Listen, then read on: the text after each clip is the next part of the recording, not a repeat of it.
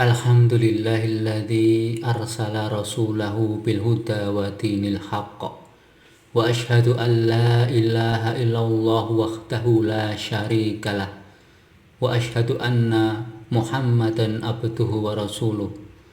Allahumma sholli wa sallim wa barik ala nabiyyina Muhammadin wa ala alihi wa sahbihi ajma'in.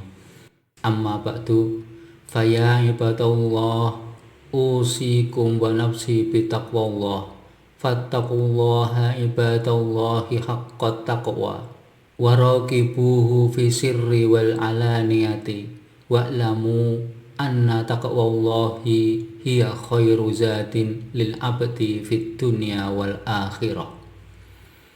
Jamaah Jum'ah rahimakumullah, marilah kita senantiasa meningkatkan ketakwaan kepada Allah dengan menjalankan segala perintahnya dan menjauhi segala larangannya. Hendaknya kita bertakwa kepada Allah dalam keadaan terang maupun tersembunyi, karena tidak ada satupun amal kita yang luput dari pengawasannya. Allah Ta'ala berfirman, A'udzu billahi minasyaitonir rajim. Ya ayyuhalladzina amanu taqullaha haqqa tuqatih wa la tamutunna illa wa antum muslimun. Wahai orang-orang yang beriman, bertakwalah kepada Allah dengan sebenar-benar takwa kepadanya, dan janganlah kamu mati kecuali dalam keadaan muslim. Al-Quran Surat Ali Imran ayat 102. Semoga Allah menjadikan kita termasuk hamba-hambanya yang senantiasa bertakwa, istiqomah dalam ketaatan, dan mendapatkan keselamatan di dunia dan akhirat. Jamaah Jum'ah rahimakumullah, di antara nikmat terbesar yang Allah berikan kepada umat manusia adalah diutusnya Nabi Muhammad SAW. Beliau bukan hanya mengajarkan tata cara sholat, puasa, dan berbagai ibadah. Beliau juga datang untuk membentuk manusia yang memiliki akhlak mulia. Rasulullah SAW bersabda, Innama bu'ithtu liutammima sholihal akhlaq. Sesungguhnya aku diutus untuk menyempurnakan akhlak yang baik. Hadis riwayat Bukhari dalam kitab Shahih Adabul Mufrad, hadis nomor 273 atau 207. Akhlak memiliki kedudukan yang sangat penting dalam Islam. Karena itu Allah memuji akhlak Rasulullah SAW dengan firman-Nya, Wa innaka la'ala khuluqin azim. Dan sesungguhnya engkau benar-benar berbudi pekerti yang agung. Al-Quran Surat Al-Qalam ayat 4. Jamaah Jum'ah rahimakumullah, ketika kita berbicara tentang Maulud Nabi SAW, jangan sampai perhatian kita hanya tertuju kepada sejarah kelahiran beliau. Yang jauh lebih penting adalah mengambil pelajaran dari kehidupan beliau dan berusaha meneladani akhlaknya. Allah berfirman, Laqad kana lakum fi rasulillahi uswatun hasanatun liman kana yarjullaha wal yawmal akhir. Liman kana yarjullaha wal yawmal akhir wa dzakarallaha katsira. Sungguh pada diri Rasulullah benar-benar ada suri teladan yang baik bagimu, yaitu bagi orang-orang yang mengharap rahmat Allah dan kedatangan hari kiamat, serta yang banyak mengingat Allah. Al-Quran Surat Al-Ahzab ayat 21. Rasulullah SAW adalah teladan dalam kejujuran, amanah, kesabaran, kasih sayang, dan dalam memperlakukan manusia. Beliau adalah orang yang jujur. Bahkan sebelum diangkat menjadi Rasul, masyarakat Mekah telah mengenal beliau sebagai As-Shadiqul Amin, orang yang benar dan terpercaya. Maka seorang muslim hendaknya menjaga kejujuran dalam segala keadaan, jujur dalam perkataan, jujur dalam pekerjaan, jujur dalam berdagang, dan jujur ketika menyampaikan berita. Rasulullah SAW juga adalah seorang yang sangat amanah. Maka jangan sampai seseorang rajin beribadah tetapi tidak amanah ketika diberi tanggung jawab. Jangan sampai lisannya banyak mengucapkan nama Allah tetapi hartanya tidak amanah, pekerjaannya tidak amanah, dan jabatannya tidak amanah. Jamaah Jum'ah yang dimuliakan Allah, Rasulullah SAW juga memberikan teladan dalam kesabaran dan memaafkan. Beliau dihina, didustakan, disakiti, bahkan dilempari batu ketika berdakwah di Taif. Namun beliau tidak membalas keburukan dengan keburukan. Inilah akhlak yang sangat kita butuhkan hari ini.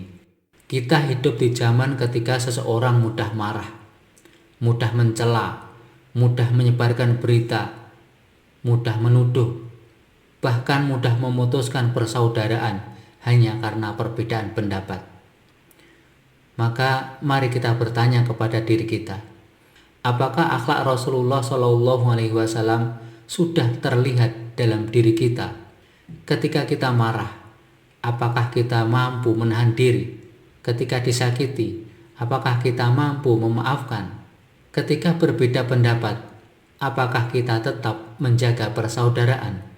Ketika mendapatkan amanah, apakah kita benar-benar menjaganya? Jamaah Jum'ah rahimakumullah, Rasulullah SAW juga adalah manusia yang penuh kasih sayang.